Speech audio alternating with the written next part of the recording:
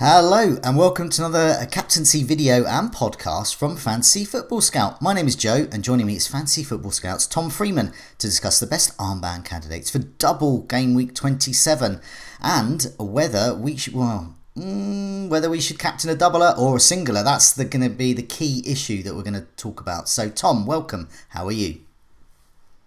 Yeah, good. Thanks, Joe. It's been a decent start for those who triple captain Salah, hasn't it, in 26 with a tasty game against Leeds to come tomorrow. But with game week 27 starting on Friday, we're all already looking ahead, hence this video. Okay. Before we go on, I understand you've got a few words to say about Fan Team. Yep, so there is a Fantasy Football Scout free roll happening this coming Saturday, which is essentially you pick your best 6 players from the 3 p.m. kickoffs on Saturday. There's 4 games kicking off at 3. And the good thing is we'll get the team news before you have to submit your final players. So we'll know about Man United against Watford, the lineup. We'll know about Tony and St. Maximin and if they're going to feature. So if you're into those kind of games, go and have a look on Fanzine for that one. Okay, what we'll do is before we have a chat about the fixtures and some of the key candidates and that central issue, double versus single game weeker for the captaincy, do you want to say welcome and hello to some of those that have joined us in the chat early on? Welcome to FPL Gaza, Mark, Wayne, Marilla, Bernardo, Boona, Paul Gregory, Bulo, Johnny R, and Joshua and Lynn and many more. Thanks so much for joining us. Well over 100 of you have joined us very early for this, but only 16 likes. So that may mean that you don't like us or that you just forgot to press the like button. But do press the like button whether you like us or not, because it does something very complicated to do with algorithms, which anyway, yeah, so please do press that and welcome there, and I hope we can solve your captaincy issues. Okay, let's look at the fixtures. So we can see immediately that Burnley play Crystal Palace, and then on Tuesday, the 1st of March, they play Leicester, and I'm sure we've got something to say about their defences and also some of the Burnley assets. Meanwhile, this is a great week for the captaincy. Man City play Everton. Meanwhile, Manchester United at home to Watford. Meanwhile, Spurs play Leeds. And I'm going to say Southampton as well. They play Norwich. So we've got a lot of options for the armband. A double game week. Lots to talk about. Should we start with Burnley? Now, I've got to rate my team computer. I've been consulting the computer on this one to find the best captaincy options. And let's see if any Burnley players are top. So we're looking at Weghorst, and no, it's not. It's Pope. So we should all be captaining Pope this week. Now, people look at this oddly and say, why? But in my experience in double game weeks, the goalkeeper is absolutely magnificent. So, yeah, what do you think? A Burnley asset, Pope, Weghorst, Cornet, who should we captain? Well, it's appealing, isn't it? Because Burnley are the only team who play twice. So that's an immediate advantage that they have over the others. It doesn't always work out, as we know from King and Dennis a few weeks back. But I can see why many people are looking at their assets. I mean, Weghorst has come in. He's got a goal and a couple of assists in 4 appearances so far since his move. And he's had some pretty tough games as well during that run. They started off against Watford when Roy Hodgson was his first game in charge. And then since that, they've had Liverpool, Man United and Brighton. So pretty good defences, you know. So to come out with 3 attacking returns from that little run is no bad thing. He obviously got the brace at the weekend against Brighton. Now, I would say he achieved that off 1 shot on goal. So he's obviously going to have to up that to continue scoring a reasonable amount for us. But it was a good all-round display from him. He linked the play well. He got in some threatening positions, and generally over those 4 games, his shot count is fine. I think he's taken 9 shots. I think he's had 7 in the box. He's created a few chances. So in terms of that, it's all pretty promising, and he could be on penalties too, would be obviously key. Obviously, Chris Wood was on penalties for Burnley. Who was second to him? Well, this is the thing. It was Ashley Barnes as well.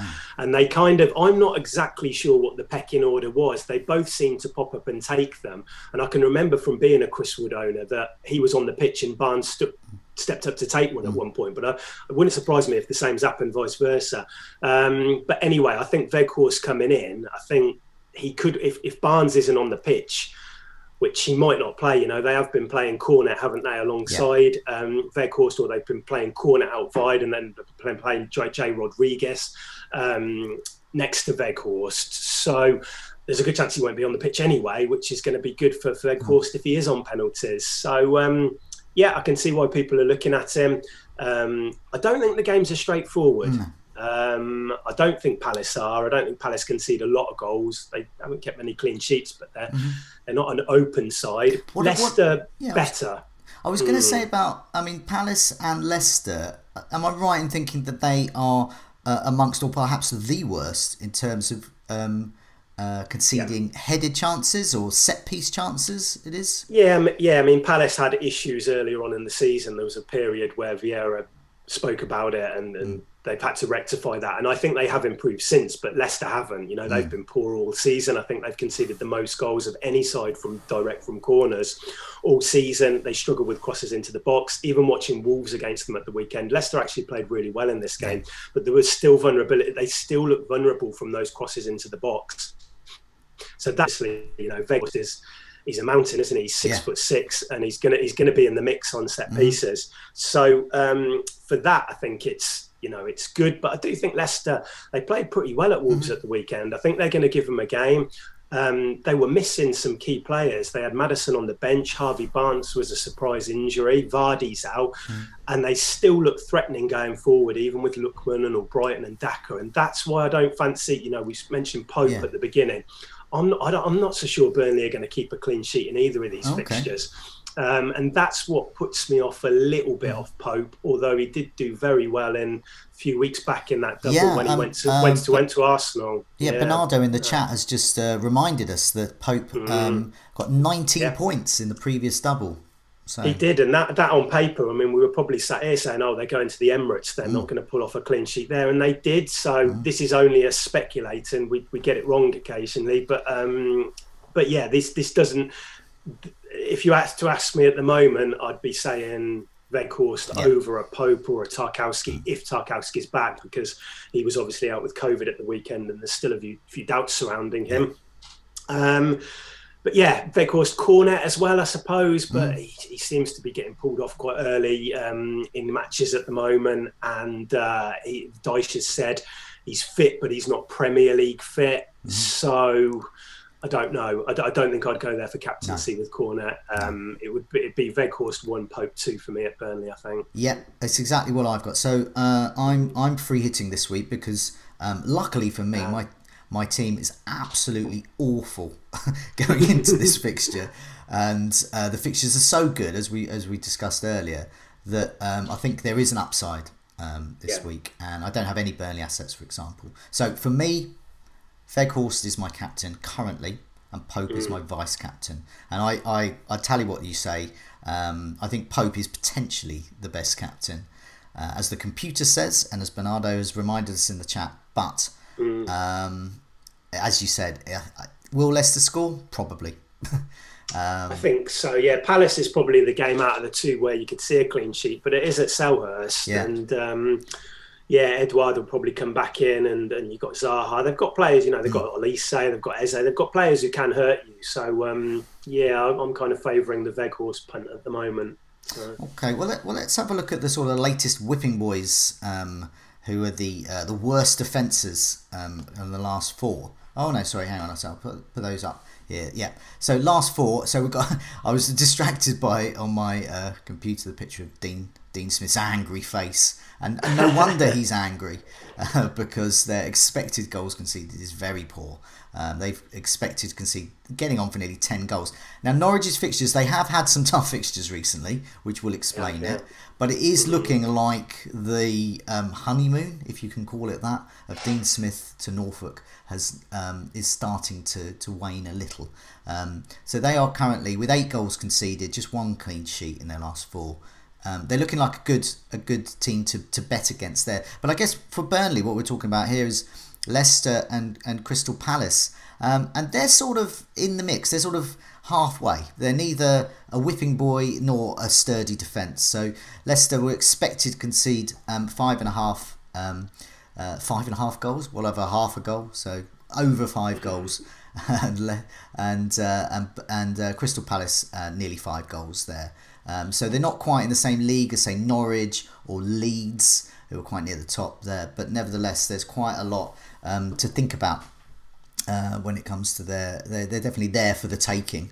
But perhaps they won't concede a lot. But yeah, so looking at those whipping boys, really, it's Norwich who are the ones, and Leeds, which makes you think perhaps we should be looking elsewhere, maybe, for a single game week. Yeah. So there's a lot of good fixtures. So who would be your kind of top pick for a single game week captaincy candidate? Harry Kane. I think, looking at Leeds and how open they have been for quite a while now. I mean, Spurs were excellent at City on Saturday evening, weren't they? And Son and Kane are ticking along quite nicely. I think Son has got 10 attacking returns in his last 9. Kane is on 7.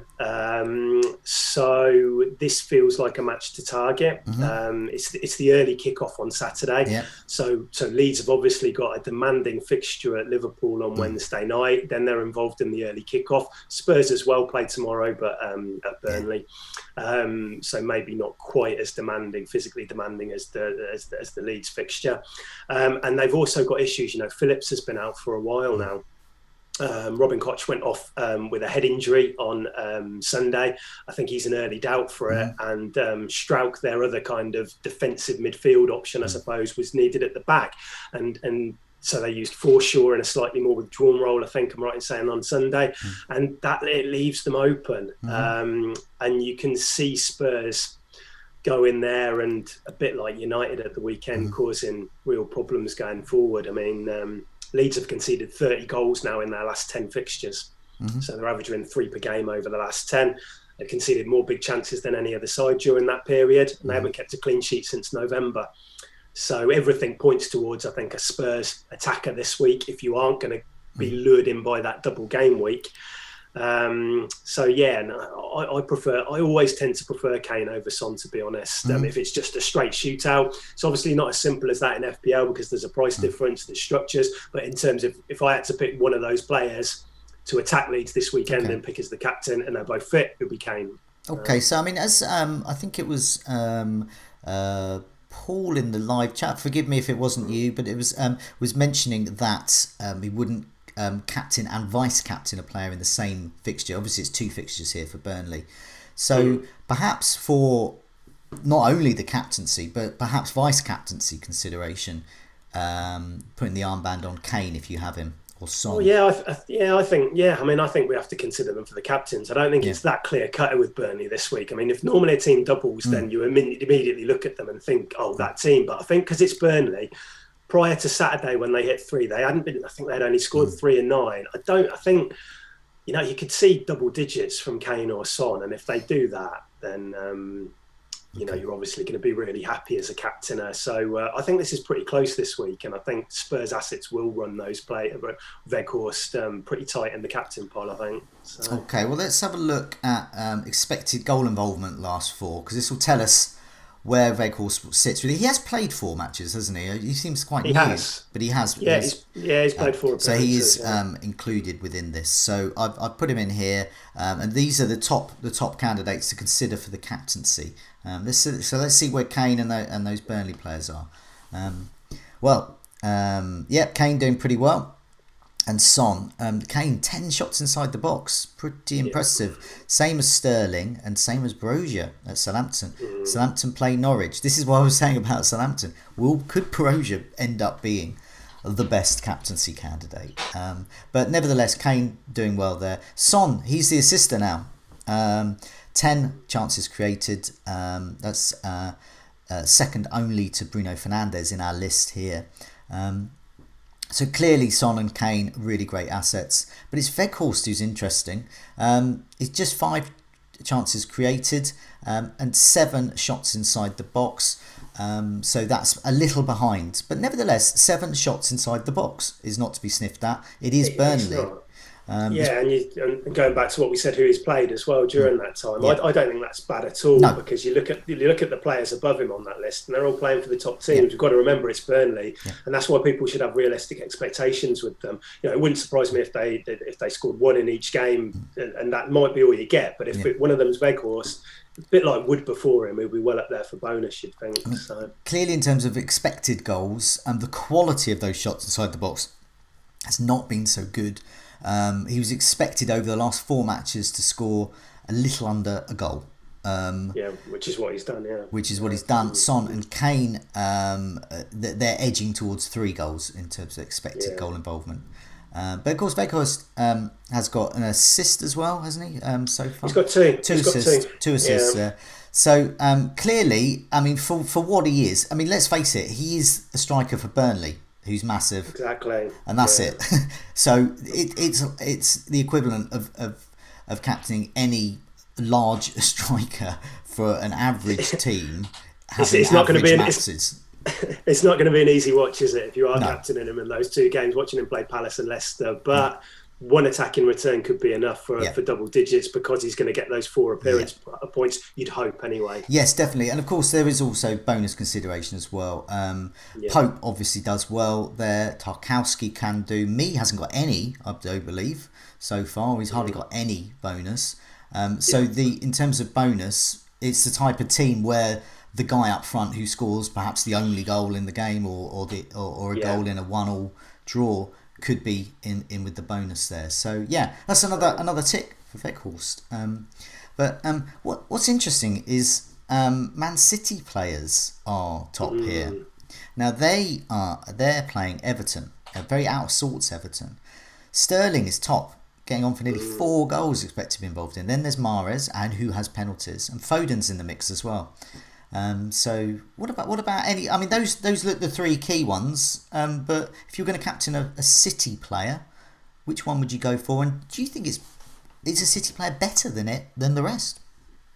I think they're great options this week because normally we sit here and we say the thing holding us back with City is the mass rotation, isn't it? And that not knowing who will start. But the position of this Everton game is actually really good for them because they've got the free midweek running up to it, and then they've got Peterborough next week in the FA Cup midweek. So you've got to think that it's going to be the strongest 11. So then we can start to plot of who we think is going to play, and it's not clear cut. Look, they've got loads of options, but I think that of those options, De Bruyne feels like a reasonably safe option. Foden feels riskier, but Sterling and Mahrez, I think if I was on a free hit, I'd definitely be interested in including them. Yeah. And possibly even the captain because of that firepower that City have. I think I'd put Kane a little bit ahead of them, but it's pretty close. I mean, Mahrez is the man in form, isn't he? I think he's averaging 9 points per match over the last 10 game weeks. And he was given that breather versus Spurs. He didn't start at the weekend. So I think that's good for him. He's on penalties. I think I'm right in saying he scored at Goodison last year as well. So I think Mahrez is the one that I like after that. I've always liked him. I included him on a free hit when I played it back, my first one, Game Week 19. I think there's a lot to like about him. And I think Sterling as well. You see those shot numbers there. And if he starts, he's probably going to get chances.